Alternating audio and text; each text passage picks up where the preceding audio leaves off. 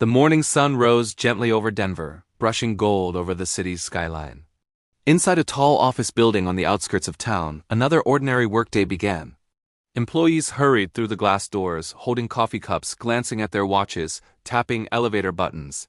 The usual rhythm of life. But among them moved a man no one really noticed, James Hanson. Middle-aged, quiet, dressed in an old but neatly pressed suit. In his hand, a mop and bucket. His shoes worn but clean. Once, he had been the owner of several small shops across Colorado. But after his wife's long illness and hospital bills, his savings vanished, his business fell apart, and he lost almost everything except his dignity. Now he worked as a cleaner in the same kind of offices he once owned. He moved carefully along the hallways, mopping the floors, wiping the glass, nodding politely to people who rarely looked back. But there was no bitterness in him, just a calm, steady grace that came from surviving too much and still being kind. Then one morning, fate decided to test that kindness. As James turned a corner carrying his cleaning bucket, he accidentally bumped into Lisa Harrison, the HR manager, young, confident, perfectly dressed, and always in a hurry.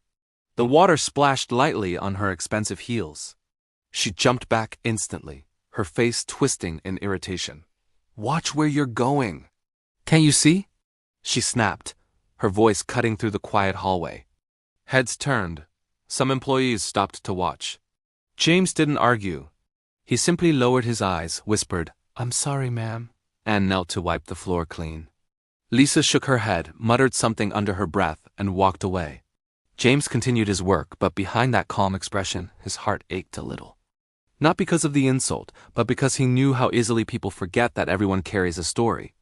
That evening, he returned to his small apartment, tired but peaceful.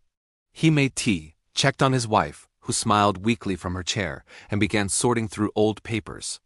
That's when he noticed a sealed envelope marked from the office of the notary. Inside was a letter that would change his life forever.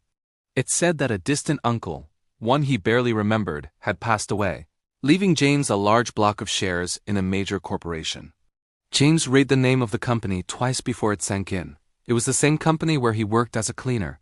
The next morning, when James walked into the office, whispers followed him. He wore a fresh gray suit and polished shoes. His old employee badge was gone, replaced by a new one that said, "Owner." Lisa was in the lobby when he arrived. She didn't recognize him at first.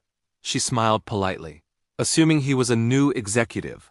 But when someone whispered, "That's the cleaner," her face froze. A few hours later, she was called to the conference room. When she entered, James was sitting at the head of the table, speaking softly with the director. He turned, saw her, and smiled kindly. "Miss Harrison," he said, "please have a seat." Her voice trembled. "Sir, I didn't know." He raised a hand gently. "There's nothing to explain. We all make mistakes." She lowered her eyes, remembering the water, the mop, the way she had spoken to him. But James didn't humiliate her. Instead, he said something she would never forget. "Respect doesn't depend on job titles, Miss Harrison.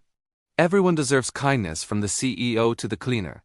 After that meeting, something began to change, not just in Lisa, but in the whole company.